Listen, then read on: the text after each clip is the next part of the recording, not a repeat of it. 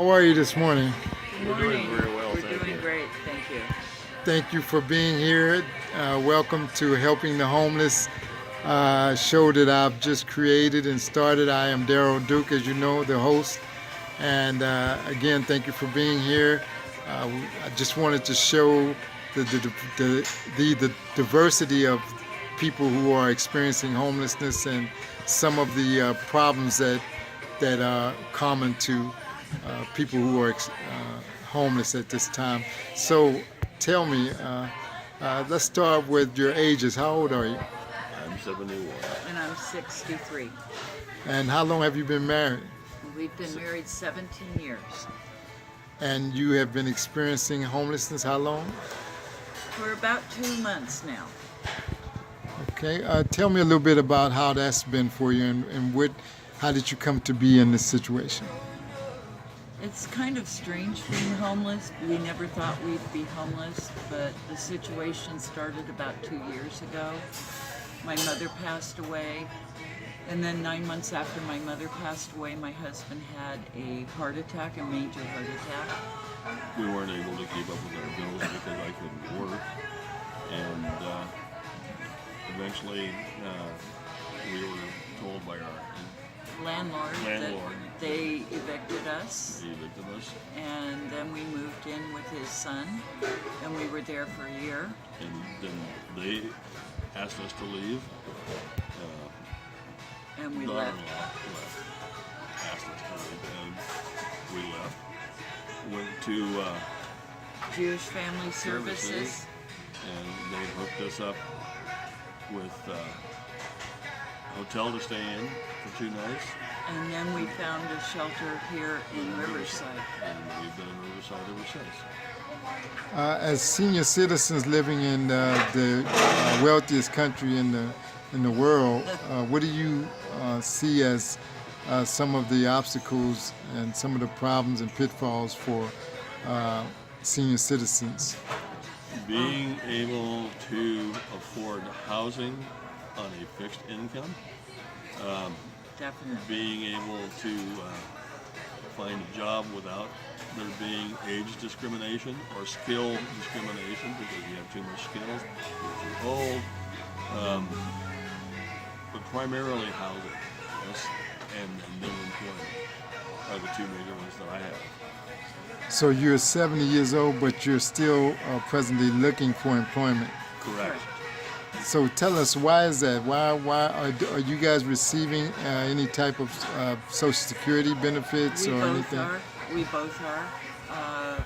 My husband's been receiving Social Security for a while. I just recently was able to claim mine.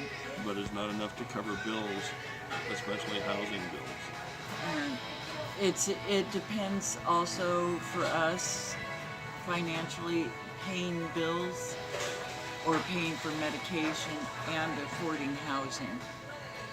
What has been the thing that sticks out most as the major obstacle for you during the last 2 months?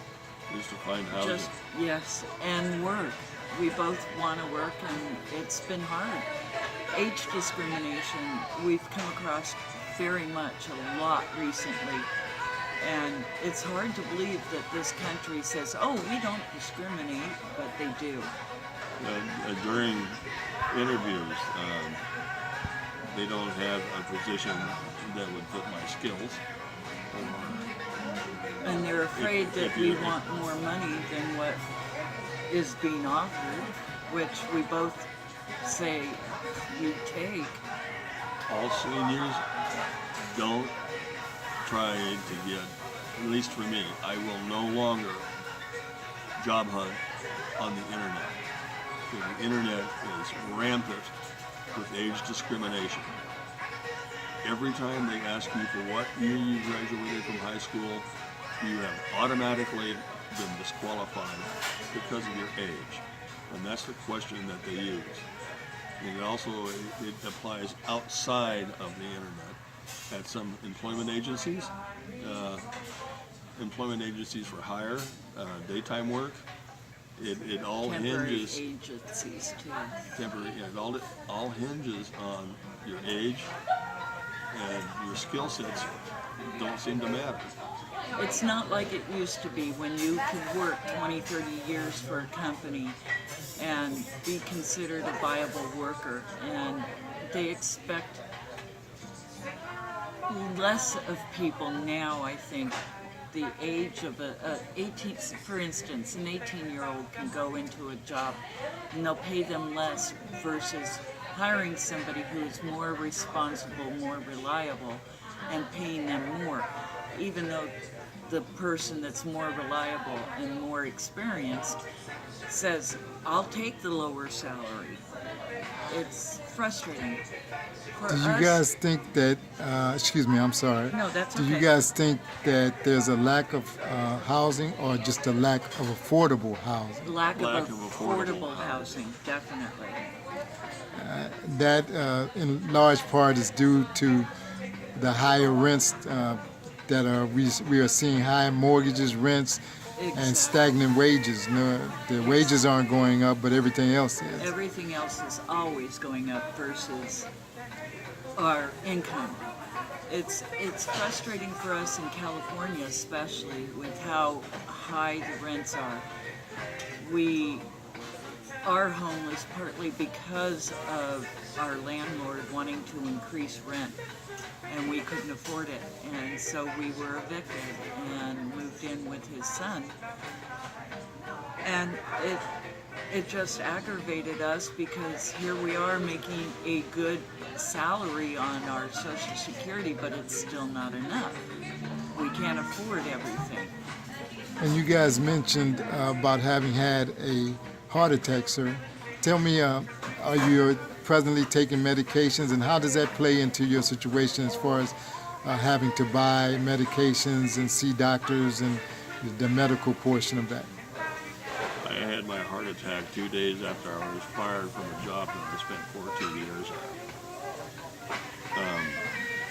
Medication So, regardless of what kind of insurance you have. I don't have the best, obviously. I have Medicare. There are oftentimes having to choose between do we buy food, do we buy medication, or do we pay rent? Well, we're not in the position right now where we're paying rent, so we can afford medication. But pharmaceutical costs are expensive, they're crazy. and there's one medication I'm supposed to be getting is $1,200 a month. Yeah, he's supposed to be able, we're supposed to be able to afford a injectable medication for him, and we can't because it is $2,000 a month.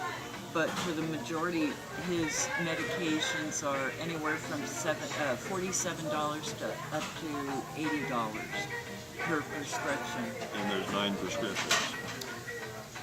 Tell me, from a shelter standpoint, what have you seen in the shelter, and what do you think can be improved upon? How can we, as a nation and as concerned citizens, what can we do to help, and how can the shelters change in a good way? If the shelters could obviously expand their square footage and add additional bedding or additional bunks, that would help. But being at a shelter can be at times heartbreaking. Not so much because the shelter is doing something wrong, or as much as seeing families drive up with grandma in the back seat, And dropping her unload off. grandma, unload her walker, unload her luggage, close the door, And close the drive trunk off. lid, and drive off and just leave her. I've seen that more than once, where there is complete abandonment of the elder at a shelter.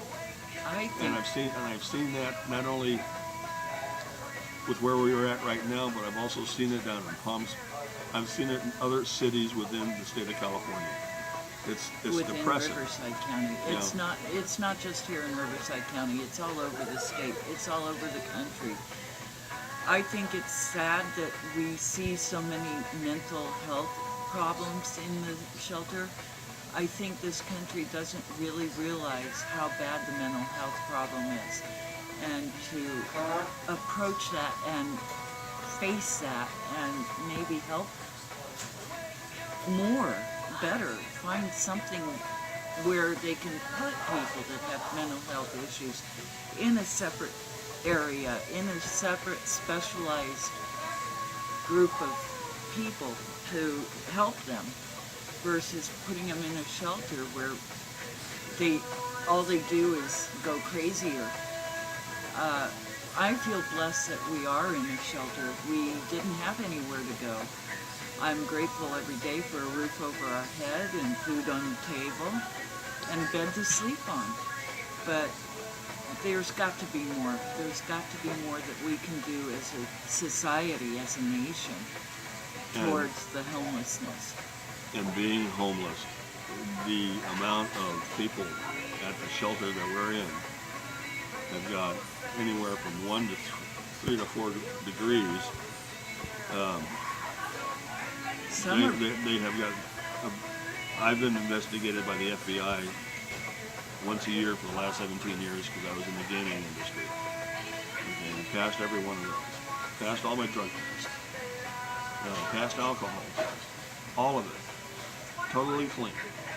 And there are other folks that are homeless that are also totally clean, can pass an FBI screening, have got various federal clearances to work on military bases. And we are not bums. We are intelligent people that are looking for a hand up, not a hand out. Okay? Society has got to get itself together and recognize this. It's important to look at some of the things that we've seen, which is we've never seen any Asian Americans in the shelters or homeless, period. We forgot to tell our children, teach our children, I think, about respecting your elders as much as our generation did.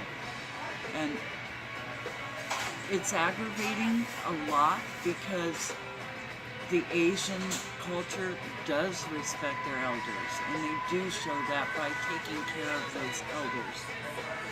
Well, I want to take a minute to thank you both for your time and for being so forthright and forthcoming with what you're going through right now.